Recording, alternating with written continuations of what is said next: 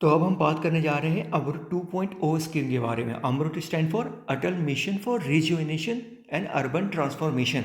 ठीक है। सो ये आया था ईयर 2021 में। देखो 2.0 आया था 2021 में, 1.0 आया था 2015 में। तो ये ईयर का डिफरेंस याद रखिएगा। ठीक है। Nodal ministry, ministry of housing urban affair. M क्या है? देखो सिंपल सा एम है 4800 टाउन और सिटीज़ को, नियर अबाउट 4800 टाउन और सिटीज़ को वाटर सिक्योर बनाना। ठीक है। ड्यूरेशन ऑफ स्कीम 2021-22 से लेकर 2025-26 से इसका ड्यूरेशन है। टोटल आउटलेट 2,99,000 करोड़ है।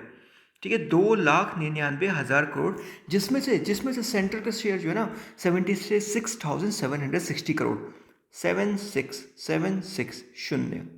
ठीक, 76,760 करोड़ सेंट्रल का शेयर है। ओवरऑल शेयर कितना है? 2,99,000 करोड़। चलो ऑब्जेक्टिव की बात करते हैं। बड़ा सिंपल सा ऑब्जेक्टिव है। Near about 4700 urban local bodies में 100% कवरेज वाटर सप्लाई प्रोवाइड करना है हर एक हाउस होल्ड में। अर्बन एरिया की बात कर रहे हैं। रूरल एरियाज़ के लिए हमारे पास एक अलग स्कीम है। स्कीम का नाम आपको याद है? जल जीवन मिशन। रूरल कब आया था जल जीवन मिशन? 2019 में आया था। कब तक चलेगा जल जीवन मिशन? 2024 तक चलेगा। हमने याद किया इसको, अगर आपको याद नहीं आ रहा तो एक बार जरूर देखिएगा। ठीक है। चलो पहला पहला पहला ऑब्जेक्टिव क्या है? 100% कवरेज प्रोवाइड करना है for water supply to all household in urban local bodies, 4700 urban local bodies. दूसरा ऑब्जेक्टिव क्या है? 500 अमरूट सिटीज़ में 100% कवरेज प्रोवाइड करना फॉर सीवरेज एंड सेप्टेज। ठीक है। ये एक्चुअली 1.0 का ही ऑब्जेक्टिव है जिसको 2.0 में शामिल किया गया है। ठीक है। तीसरा ऑब्जेक्टिव क्या है? वाटर बॉडी या फिर अर्बन एक्वाफायर मैनेजमेंट को एक तरह से रिज्यूविनेट करना है।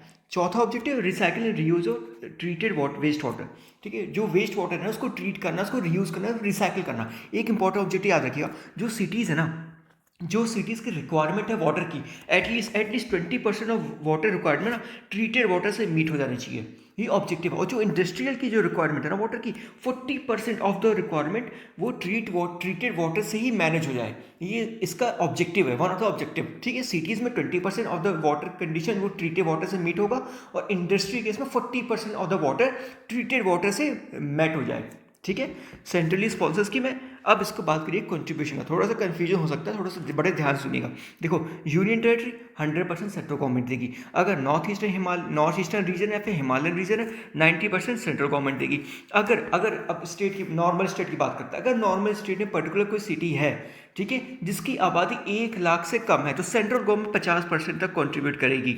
अगर 1 लाख से 10 लाख की आबादी है तो 1/3 मतलब 33% सेंट्रल गवर्नमेंट कंट्रीब्यूट करेगी। और अगर 10 लाख से ऊपर की आबादी है ना तो 25% सेंट्रल गवर्नमेंट कंट्रीब्यूट करेगी। और एक बात बहुत बहुत इंपॉर्टेंट बात है कि अगर अगर किसी सिटी की आबादी 10 लाख से ऊपर है तो उसमें जो प्रोजेक्ट बनाया जाएगा, जो प्रोजेक्ट शामिल किया जाएगा, ठीक है, जो प्रोजेक्ट चलाया जाएगा, उसका एटलीस्ट जो 10% ऑफ द प्रोजेक्ट हो ना वो पीपीपी मोड में चलेगा, पब्लिक प्राइवेट पार्टनरशिप मोड में चलेगा। अगर किसी शहर की आबादी 10 लाख से ज़्यादा है तो at least 10% of the total project जो है ना वो पीपीपी मोड में होगा।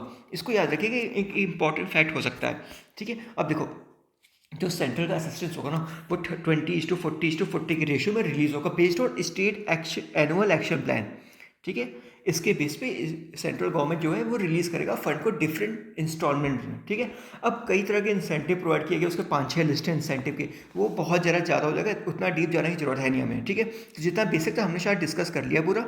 ठीक है। ठीक है, फिर थैंक यू।